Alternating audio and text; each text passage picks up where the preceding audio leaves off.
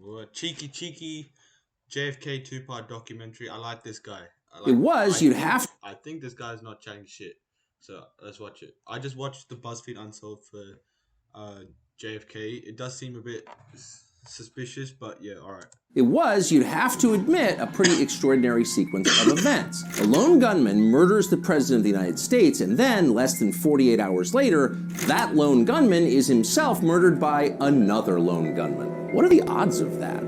Congress found that, yeah, it was a plot. It was a conspiracy. There were multiple people involved, and brought home the first phone call that my father made after J. Edgar Hoover told him that his brother had been shot was to the CIA desk officer in Langley, who was only a mile from our house. And my father said to him, "Did your people do this?" My father was posing the same question to him. Was it our people who did this to my brother? So it was my father's first instinct that the agency had killed his brother. Well, today we decided to find out. We spoke to someone who had access to these still hidden CIA documents. The person was deeply familiar with what they contain. We asked this person directly, did the CIA have a hand in the murder of John F. Kennedy, an American president? Bro, I'm not gonna lie. I don't know what I think about just American news like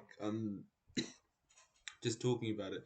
Because surely just the government will come for you. Like, I don't know why they just talk about it like that. The reply we received verbatim, quote, "The answer is yes. I believe they were involved.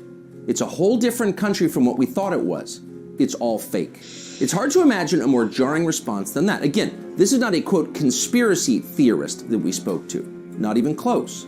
This is someone with direct knowledge of the information that once again is being withheld from the American public. And the answer we received was unequivocal. Yes, the CIA was involved in the assassination of the president. Now, some people will not be surprised to hear that. They suspected it all along. But no matter how you feel about or what you thought about the Kennedy assassination, pause to consider what this means. It means that within the US government, there are forces wholly beyond democratic control. These forces are more powerful than the elected officials that supposedly oversee them. These forces can affect election outcomes. They can even hide their complicity in the murder of an American president. In other words, they can do pretty much anything they want. They constitute a government within a government, mocking by their very existence the idea of democracy. By now, most people believe that the CIA probably has something to do with the assassination of JFK. In fact, if the CIA came out today and just admitted it, none of us would be surprised. But throughout all of this, no one has ever been able to answer this simple question. Why? What did JFK do that was so terrible, so threatening to the powers that be, that it would push the CIA to assassinate its own presidents? Well, as it turns out, there were many things that JFK did that went completely and utterly against the military-industrial complex. And in this 3-part series, we're gonna expose the 3 pivotal moments in JFK's presidency that sealed his fate, so that by the end, you're gonna know exactly what it takes to kill a president.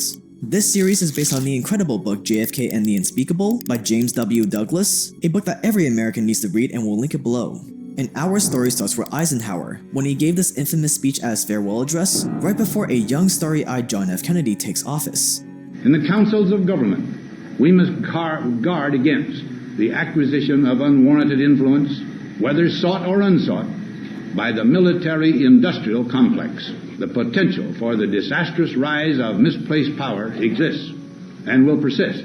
We must never let the weight of this combination endanger our liberties or democratic processes. But since Eisenhower was the old president leaving office, and there was this new exciting president coming in, no one paid attention to Eisenhower's prophetic speech. But for John F. Kennedy, he would soon realize exactly what Eisenhower meant. Stay dangerous and let's get into it.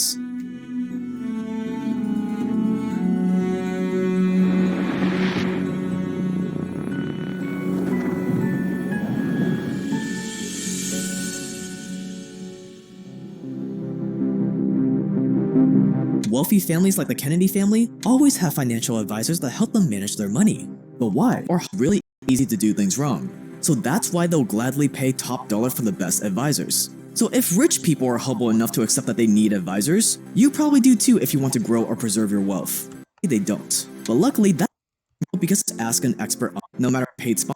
Perhaps best known as a young, reckless playboy. He grew up in a rich family, he had affairs in the White House, so what on earth could have been so threatening about this playboy kid that would have justified assassinating him? Well, as it turns out, this is only half of the story. See, beneath this playboy facade, JFK was the exact type of person the powers that be feared the most. JFK had a very difficult childhood. Quote, he saw death approach repeatedly, from scarlet fever when he was 2 and 3 years old, from a succession of childhood and teen illnesses, from a chronic blood condition in boarding school, from osteoporosis and crippling back problems, intensified by war injuries that plagued him the rest of his life, from the adrenal insufficiency of Addison's disease. To family and friends, Jack Kennedy always seemed to be sick and dying, end quotes. But that's not all. Most people also forget that JFK was a World War II veteran. And he didn't just work some easy job like a cook or mechanic, by the way. He was a full-blown war hero. He was a boat commander in the South Pacific, and one night a Japanese destroyer rammed into their small boat, destroying it, leaving JFK and his crew stranded in the water. Over the next few days, JFK would repeatedly put his own life at risk to save his teammates. He swam to a nearby island while pulling along one of his injured teammates using his literal bare teeth, and then he swam back out to sea to try to signal to friendly boats, where he ended up drifting aimlessly for hours, teetering on the verge of death, until they were eventually saved. That was the reality of JFK's life. As his brother Robert Kennedy put it, "At least one half of the days that he spent on this earth were days of intense physical pain." And it was because of all of this intense physical pain, it was because he had seen firsthand the horrors of war, that JFK was not afraid of death anymore. He was prepared to do everything in his power to fight for peace, even if it meant sacrificing his life. Quote, by smiling at his own death, he was free to resist others' deaths. And so, fast forward to January 20th, 1961, and JFK was inaugurated as the President of the US. We observe today not a victory of party, but a celebration of freedom, symbolizing an end as well as a beginning, signifying renewal as well as change. And in the eyes of the most powerful military economic coalition in history, this young, ambitious new president that wasn't afraid of death posed a threat. Because there's nothing more threatening to systematic evil than someone willing to fight against it regardless of the consequences. And here for the first time was a president who couldn't be manipulated by threats or intimidation. He couldn't be backed into a corner by his own generals and advisors. And soon the powers that be would realize just that.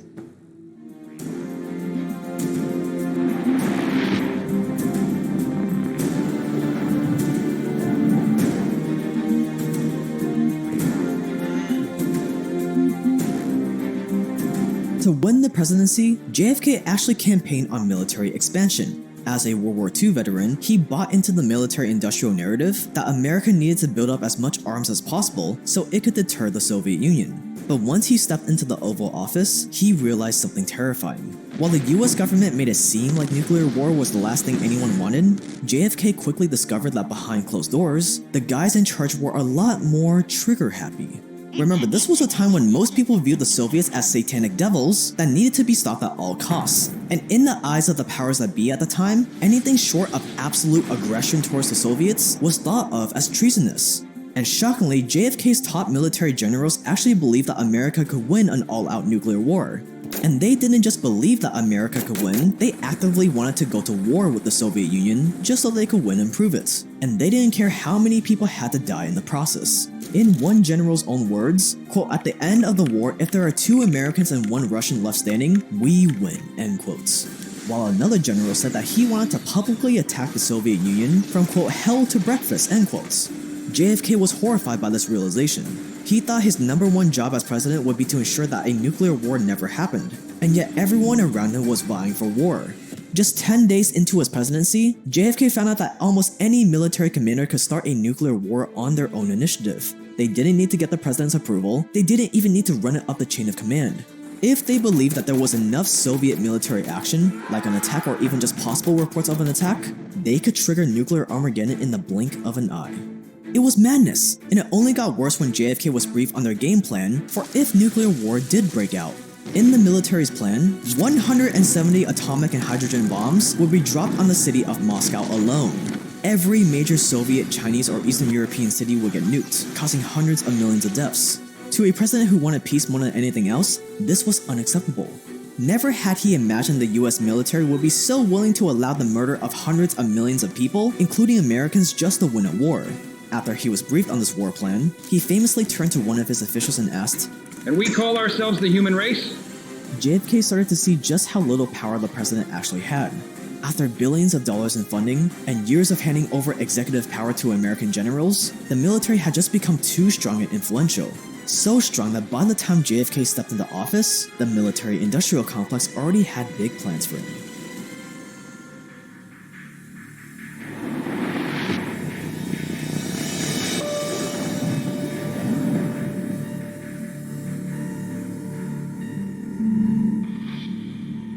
In 1959, Fidel Castro had become the president of Cuba, which meant that Cuba had just fallen under communism. Sitting just 90 miles off the coast of Florida, Cuba was now the perfect base for the Soviet Union to launch a surprise attack from. So by the time JFK became president just 2 years later, the CIA was neck deep trying to get rid of Castro, and nothing was off the table. The CIA had tried to assassinate Castro hundreds of times. They put poison in his cigars, paid Cuban gangsters to try to kill him, and even tried to hide explosives in a seashell in an area where he liked to dive. And with every failed attempt, the CIA just got more and more desperate, and that's where JFK came in. The CIA needed to convince the new president to authorize military action against Cuba, because in their eyes, every day that passes where they don't strike first is another day that America could get annihilated from Cuba. But that was easier said than done. You see, the CIA knew that the president would never authorize anything as drastic as an invasion or an open attack by the US military. It went directly against his plans for peace and de-escalation. But that didn't mean the CIA couldn't force his hand. If they could launch a US-based attack on Cuba, even if it didn't involve Americans directly, JFK would have no choice but to support it and send in reinforcements, lest the attack failed. Yes, if the CIA could get JFK to agree to an attack led by Cubans but backed by America, and that attack went horribly wrong, he would be forced to send in US troops. As one of the youngest presidents in history, there was no way he was gonna risk such a public failure like that just a few months into his presidency. Just imagine the news. Cowardly, inexperienced Kennedy drops the ball against Soviets. It would never happen. JFK would be forced to play along. And so the CIA put their plan into motion. Before JFK was inaugurated, he had been briefed on a plan by the CIA to train Cuban exiles to invade Cuba, to take back their homeland. And right from the start, JFK made it clear that the Cuban exiles would have zero US military support during their invasion. They would be doing it all on their own. Little did he know that the CIA knew this invasion would fail, and that the CIA was betting on him to send in troops anyways once the invasion did fail to save face. And so on April 17, 1961, less than 3 months into JFK's presidency, 1,400 Cuban exiles touched down on the beaches of Cuba with the intention of taking back Cuba from Castro. And as expected, over the next 24 hours they proceeded to get decimated by the Cuban military. They were being attacked from all sides and desperately needed air supports. And that's where JFK came in. With more than 1,000 Cubans at risk of being killed, and America on the verge of a major strategic failure, the CIA called on the president to ask for help. Mr. President, if you don't authorize military support, thousands of people will die, and America would look like a fool. We'd be the laughingstock of the world, too scared and cowardly to defend ourselves on an island less than 100 miles away? Is that the kind of picture of America you want to paint for our enemies? JFK was backed into a corner, but the CIA had underestimated him, because JFK did not budge a single inch. When he said he didn't want any Americans getting involved, he meant it. And so with no US military support, within 2 days, more than 1,100 exiles had been killed or captured. It was a complete and utter failure. Only after the invasion failed did JFK realize that he had been drawn into a CIA trap. The CIA and US military, quote, "Couldn't believe that a new president like me wouldn't panic and try to save his own face," JFK told one of his aides. "Well, they had me figured all wrong." It was in that moment that JFK fully realized just what kind of a beast he was up against. Quote, in effect, President Kennedy was the target of a CIA covert operation that collapsed when the invasion collapsed, end quotes. And that JFK, quote, bitterly disappointed the CIA and the military by his decision to accept defeat at the Bay of Pigs rather than escalate the battle, end quotes. The military-industrial complex was pissed, but so was JFK.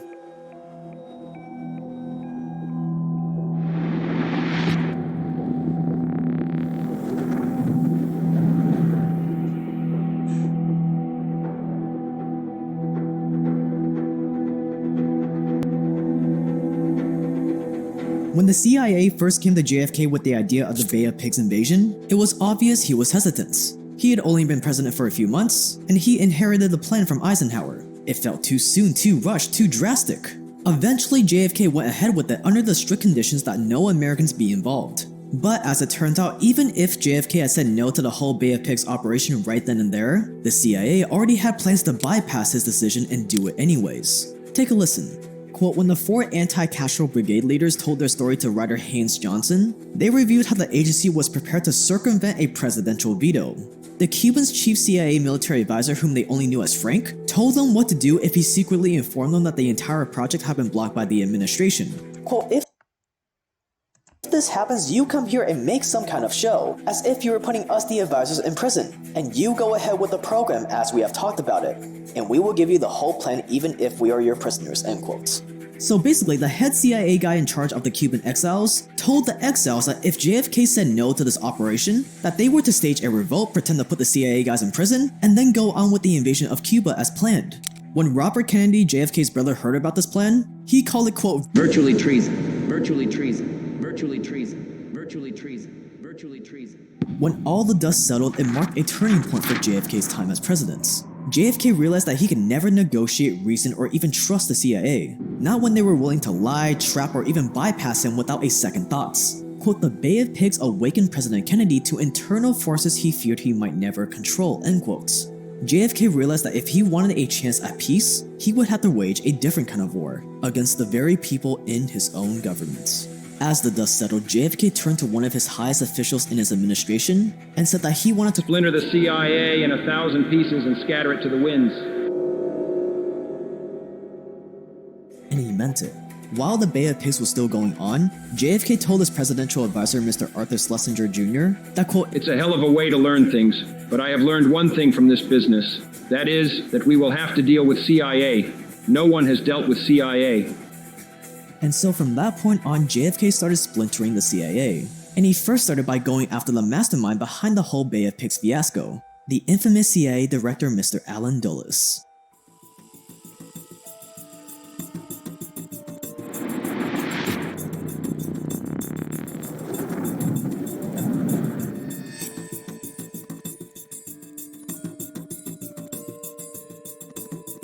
JFK started splintering the CIA by asking the masterminds behind the Bay of Pigs invasion to resign, which just so happened to be the 3 highest ranking officers in the CIA, Director Allen Dulles, Deputy Director Richard Bissell Jr., and Deputy Director General Charles Cabell. After firing the 3 most powerful men in the CIA, JFK then started cutting the CIA's budget, hoping to reach a 20% reduction by 1966. And from then on, instead of relying on the CIA for advice on foreign policy, he made the military Joint Chiefs of Staff his main advisors, because he foolishly believed that the military would be easier to control than the CIA. The CIA has spent the last few decades operating with impunity, and now this young, naive president thought that he was going to ring them in? Nonsense. No one was more salty about this than the CIA director that he fired, Mr. Allen Dulles. Allen Dulles was the most notorious CIA director in history. He was the guy that brought down Mohammad Mossadegh in Iran. He brought down Salvatore Allende in Chile, and he ran the insane MK-Ultra mind control projects that illegally experimented on thousands of Americans in the 50s. You can watch our private documentary on that by clicking the card on the top right corner. All these accolades that Mr. Dulles had built up was all being stripped away from him by little John F. Kennedy. So if it wasn't clear then, it was clear as day now. The CIA's #1 enemy was no longer some foreign communist, it was no longer some foreign terrorist. No, the CIA's #1 enemy was now the Commander-in-Chief, President John F. Kennedy. After Kennedy's assassination, Allen Dulles would ironically be appointed to the Warren Commission, the commission that was in charge of investigating JFK's death. So in effect, Allen Dulles was helping lead an investigation into himself. And guess what conclusion he came to in that investigation? Years later, when Allen Dulles was old and retired, he had a ghostwriter come over to his mansion to collaborate on a piece defending the CIA's role in the Bay of Pigs invasion. Quote, in one discussion they had about President Kennedy, Dulles stunned the ghostwriter with an abrupt comment. That little Kennedy, Dulles said, he thought he was a god. He thought he was a god. He thought he was a god.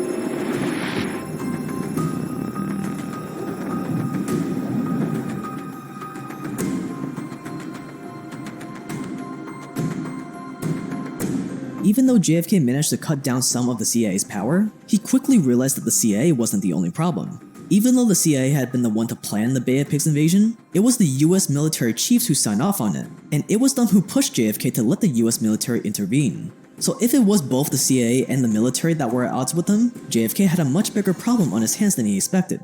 It was the summer of 1962, a year after the Bay of Pigs invasion ended in disaster. One of JFK's friends asked him what he thought of a best-selling novel at the time about a fictional military takeover in the United States. JFK read the entire book that night. The very next day, he discussed the possibility of such a military coup in America to his friends. It's possible, he said. It could happen in this country, but the conditions would have to be just right. If, for example, the country had a young president and he had a Bay of Pigs, there would be a certain uneasiness. Maybe the military would do a little criticizing behind his back, but this would be written off as the usual military dissatisfaction with civilian control. Then if there were another Bay of Pigs, the reaction of the country would be, is he too young and inexperienced? The military would almost feel that it was their patriotic obligation to stand ready to preserve the integrity of the nation, and only God knows just what segment of democracy they would be defending if they overthrew the elected establishment. Pausing for a moment, he went on. Then if there were a third Bay of Pigs, it could happen, but it won't happen on my watch.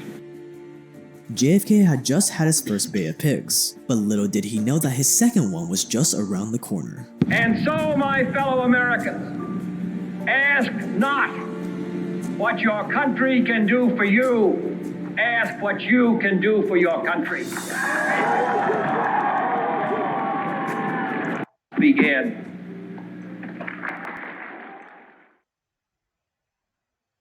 Previously on J-Tram. There were many things that JFK did that went completely and utterly against the military-industrial complex. He thought his #1 job as president would be to ensure that a nuclear war never happened. Before JFK was inaugurated, he had been briefed on a plan by the CIA to train Cuban exiles to invade Cuba, to take back their homeland. Little did he know that the CIA knew this invasion would fail, and that the CIA was betting on him to send in troops anyways once the invasion did fail to save face. Only after the invasion failed did JFK realize that he had been drawn into a CIA trap.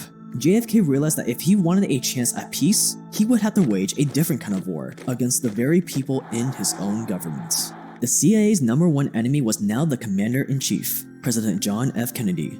One of JFK's friends asked him what he thought of a best-selling novel at the time about a fictional military takeover in the United States. It's possible, he said, but it won't happen on my watch. As the dust settled, JFK turned to one of his highest officials in his administration and said that he wanted to splinter the CIA in 1,000 pieces and scatter it to the winds. After firing the 3 most powerful men in the CIA, JFK then started cutting the CIA's budget, hoping to reach a 20% reduction by 1966. And from then on, instead of relying on the CIA for advice on foreign policy, he made the military Joint Chiefs of Staff his main advisors, because he foolishly believed that the military would be easier to control than the CIA. Oh boy, was he wrong. One of America's most important battlegrounds in the Cold War was Asia. At the time, the country Laos was being torn apart by a civil war between communist rebels backed by Vietnam and the pro-American governments. In other words, Laos was under the threat of falling to the commies. So guess what JFK's military generals advised? Military action, of course. Laos is a small landlocked country, they argued. It would be a piece of cake. All JFK would have to do was move a few thousand American troops into Laos and bomb a bunch of rebel hideouts. Simple, the military generals argued, but with the Bay of Pigs fresh in his mind, JFK was not about to fall for that trick again. A war in the remote jungles of Laos would be difficult to win, and escalation would be all too easy. You drop a bomb on Hanoi and you start using atomic weapons. Robert Kennedy remembered them replying. To JFK, it became crystal clear.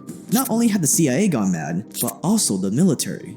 It was obvious that if he wanted a real chance at world peace, he wouldn't just have to splinter the CIA, he would have to bring the military, quote, under strict control as well.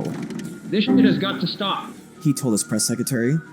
JFK had already painted himself as the #1 enemy to the world's most powerful intelligence agency, and now it was time to do the same to the world's most formidable military.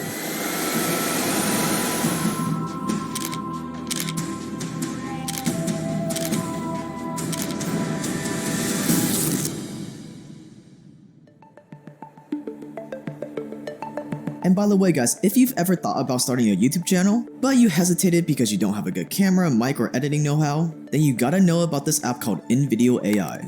InVideo AI is like ChatGPT but for videos. It allows you to create full-blown ready-to-publish videos using just text prompts, meaning that it will write the script for you, it will select the stock footage, and it will even record the voiceover for you. Check it out, they're the sponsor of today's video. First, you want to open up the in-video AI interface and you want to type in your prompts. You want to be as detailed as possible, so don't say something like a YouTube short about cats. You want to say something like this. Create a YouTube short on the craziest facts about cats, make it funny, and use a female voiceover with a southern accent. Click generate, you can mess around with these settings and then click continue, and you get something like this. Well, howdy there, folks. Ever wondered why your cat acts like they're the boss? That's cause in ancient Egypt, cats were worshipped like gods. Not bad for a first draft where you didn't have to lift a finger. Now you can make edits to it with more text prompts, something like this. Change the voice over to a male British voice, and start the video with a joke about cats. Now let's take a listen. All right, folks, here's a feline fun fact that's sure to make you smile. Why don't cats play poker in the jungle? Too many cheetahs. Now that we've set the mood, let's dive right in. Ever wondered why your cat struts around like own the place?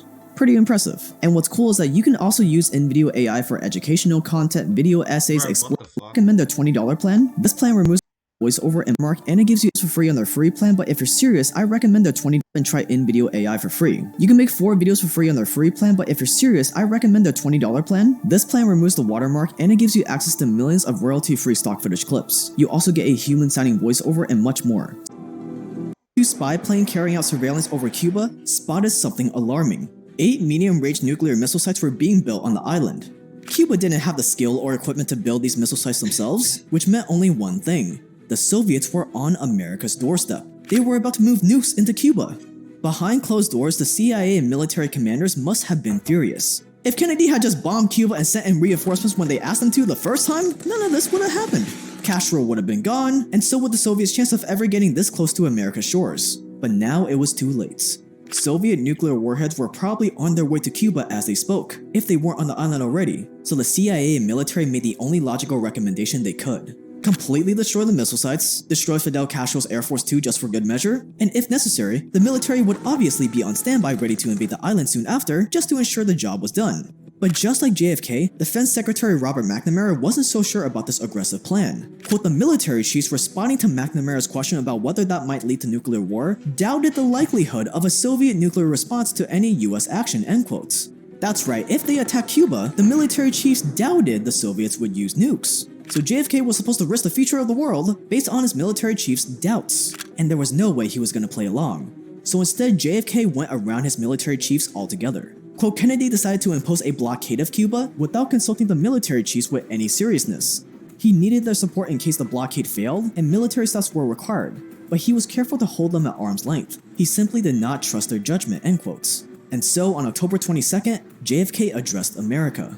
This government, as promised, has maintained the closest surveillance of the Soviet military buildup on the island of Cuba. Within the past week, unmistakable evidence has established the fact that a series of offensive missile sites is now in preparation on that imprisoned island. The purpose of these bases can be none other than to provide a nuclear strike capability against the Western Hemisphere. But now further action is required, and it is underway, and these actions may only be the beginning. We will not prematurely or unnecessarily risk the course of worldwide nuclear war, in which even the fruits of victory would be ashes in our mouth. But neither will we shrink from that risk at any time it must be faced. Acting, therefore, in the defense of our own security and of the entire Western Hemisphere, and under the authority entrusted to me by the Constitution, as endorsed by the resolution of the Congress, I have directed that the following initial steps be taken immediately. First, to halt this offensive buildup, a strict quarantine on all offensive military equipment under shipment to Cuba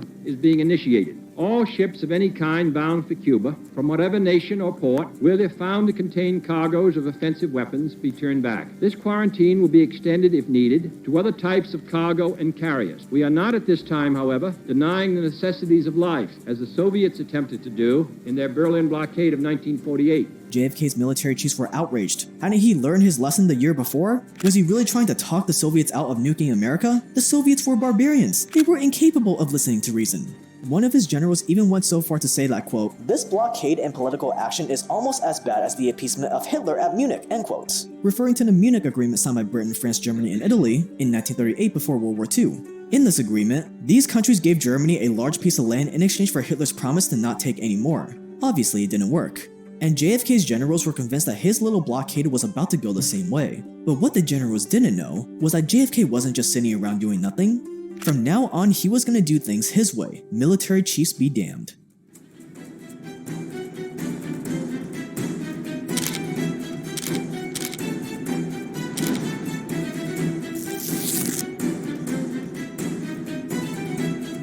While the military fumed over JFK's refusal to bomb Cuba, the president decided to take things into his own hands. JFK secretly reached out to Nikita Khrushchev, the leader of the Soviet Union, hoping to convince him to remove his weapons. No one in the CIA, military, or even the State Department knew about these letters, and neither did Khrushchev's people.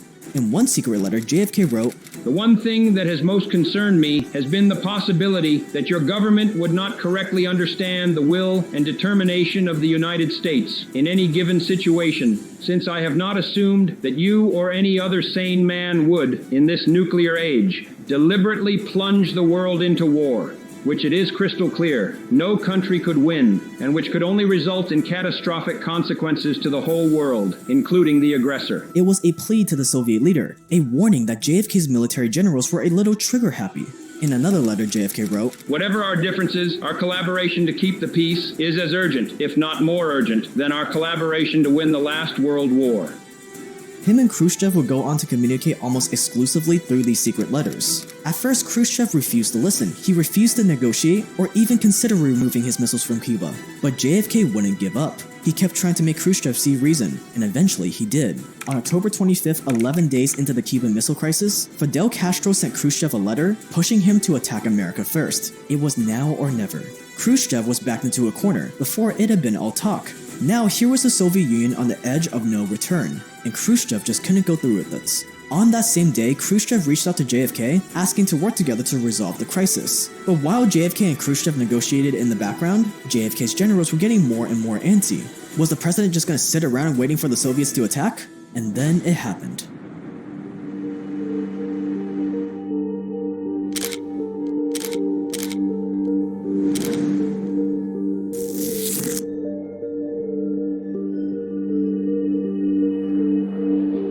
On October 27th, an American U-2 spy plane was shot down over Cuba and its pilot killed. It sent the military into overdrive. Couldn't that Kennedy see what was happening? The Soviets just took the first shot. It's time to attack.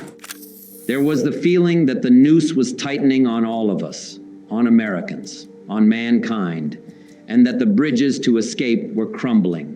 Robert F. Kennedy said, "The drums of war were picking up pace, but once again, JFK refused." Instead of declaring war on Cuba and the Soviet Union, JFK met with his brother Robert F. Kennedy, and together they agreed that RFK would have an emergency meeting with the Soviet ambassador, Anatoly Dobrynin, to send the Soviets one final plea. According to Khrushchev's memoirs, Robert Kennedy told the Soviet ambassador that, "The president is in a grave situation and he does not know how to get out of it. We are under very severe stress. In fact, we are under pressure from our military to use force against Cuba. We want to ask you, Mr. Dobrynin, to pass President Kennedy's message to Chairman Khrushchev through unofficial channels, even though the president himself is very much against starting a war over Cuba. An irreversible chain of events could occur against his will. That is why the president is appealing directly to Chairman Khrushchev for his help in liquidating this conflict. If the situation continues much longer, the president is not sure that the military will not overthrow him and seize power." To Khrushchev, the message was clear. The Kennedys did not know how much longer they could hold out against their generals. So in Khrushchev's own words, "We sent the Americans a note saying that we agreed to remove our missiles and bombers on the condition that the president give us his assurance that there would be no invasion of Cuba by the forces of the United States or anybody else." JFK agreed, and the crisis was averted. But that was just the official story. In secret, JFK had made a much bigger concession. JFK had promised that America would remove all its nuclear missiles from Turkey, which was right on the Soviet Union's border. But America wouldn't be able to do it right away to save face. Khrushchev agreed, and the US military generals were never filled in on any of this. If anyone has ever deserved the Nobel Peace Prize, it was Kennedy. Too bad that 13 months later, he would be dead.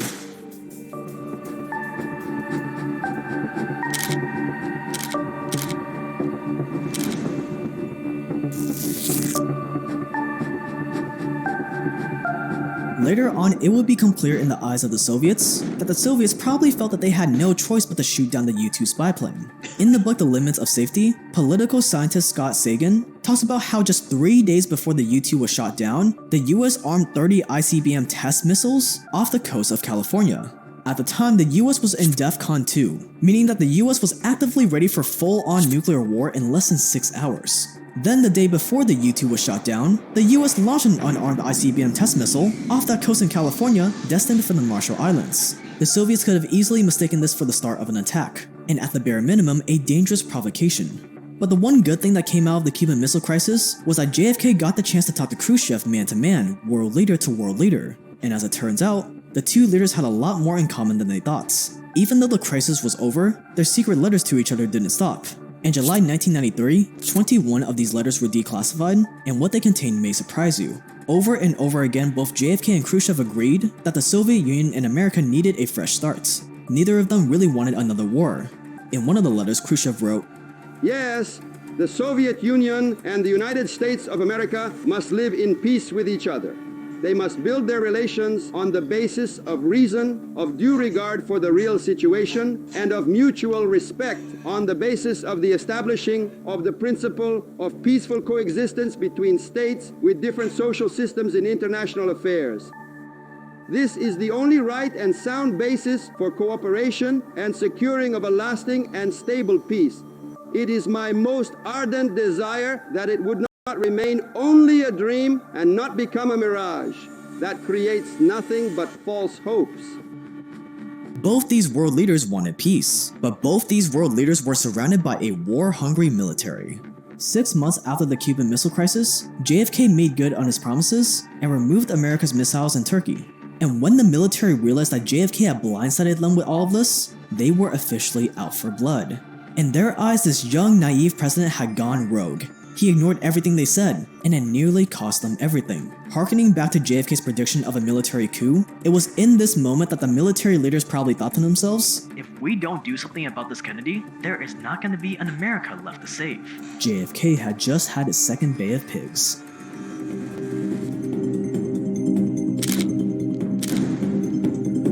These brass hats have one great advantage in their favor. If we listen to them and do what they want us to do, none of us will be alive later to tell them that they were wrong. If JFK didn't know he was alone, he sure as hell did by now. By making enemies of both the CIA and military, he knew he was on thin ice, and so he isolated himself. He shut out all his advisors, both political and military, and from then on he would only confide in his brother, Robert Kennedy. But JFK still had to talk to his advisors, he still had to have meetings with them to, keep appearances, so he did. But to protect himself and to keep the record straight, he asked his Secret Service agent Robert Bauch to bug the White House. Yes, bug it. Install hidden microphones. So the Secret Service agent followed his orders and installed the White House's first practical taping system. Microphones were hidden in the Oval Office and in the Cabinet Room, with hidden switches all around so JFK could subtly turn them on and off. And from then on, in nearly every meeting JFK had with his advisors, he would put on a smile and secretly press record. In the end, there were 248 hours of recordings in total, including more than 20 hours during the Cuban Missile Crisis. And these secret recordings revealed just how little his own advisors thought of him. In one meeting in which JFK refused his general's recommendations for a quick and powerful attack on Cuba, the moment JFK walked out of the room, the general started trash-talking him. "Quote, you pulled the rug right out from under him," one said, as the other officials in the room argued over how they were going to get him to do what they wanted. In another meeting where a General LeMay was really pushing for an attack on the Soviets in Cuba, where he was really reassuring JFK that the Soviets wouldn't attack back, JFK would later recount this conversation with his aides saying, "Can you imagine LeMay saying a thing like that? These brass hats have one great advantage in their favor. If we listen to them and do what they want us to do, none of us will be alive later to tell them that they were wrong." With these tapes, JFK hoped that he could finally learn enough to finally reel in the military and CIA again. But little did he know that his third Bay of Pigs was right around the corner. And this time, it wasn't the Soviets or the Cubans' fault. This time, JFK brought it all on himself.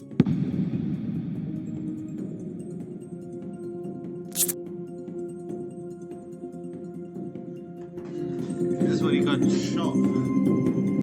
He just got shot. Fuck. Wait, what?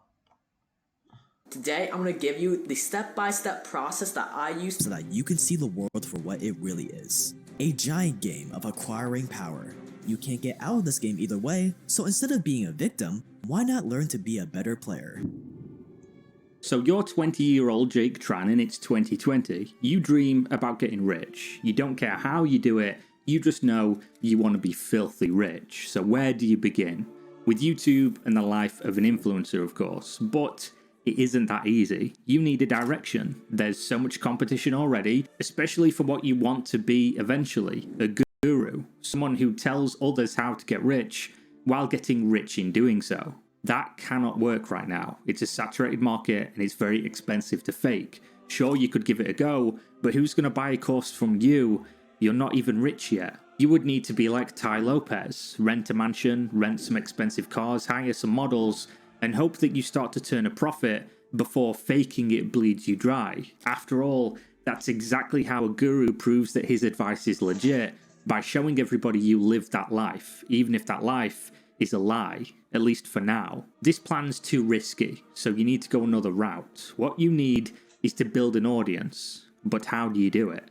Jake Tran was one of the fastest growing YouTubers from November of 2021 to mid 2022, growing from a couple 100,000 subscribers to over 1.5 million in less than a year. His videos are what he describes as video documentaries on money, power, and crime, but with a twist. Where most video essays are presented as a story, Jake Tran's content is presented as a lesson. He's teaching you about money, power, and crime, teaching you how the wealthy, the corrupt, the immoral make their way in life. His thumbnail and title style are consistent with this. Everyone he talks about is evil, the most evil man, the most evil company, which is why nobody should be shocked when Jake started to exhibit the behavior that you so often heard about in his videos. Many content creators on YouTube jumped at the chance to cover when this happened. Good creator who makes enjoyable videos becomes evil creator is a very interesting topic. I mean, here we are right now. Many of those videos claim that Jake's audience is on the run, that he is losing popularity,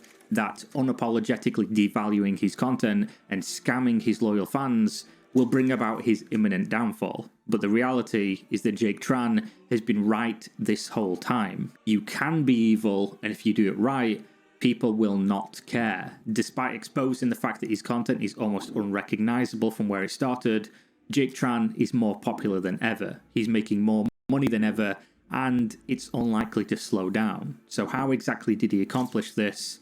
Well, let's go back to the very beginning. From his late teens, Jake was obsessed with making it. By it, I mean being rich and hopefully famous. He's also what he describes as a great student, meaning he has a thirst for knowledge and a capacity for learning very quickly.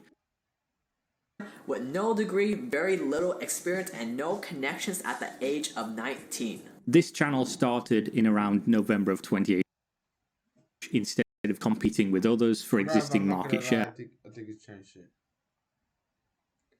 I think it's a bag of nonsense. But anyway, bro, I'm so cold. I might be sick.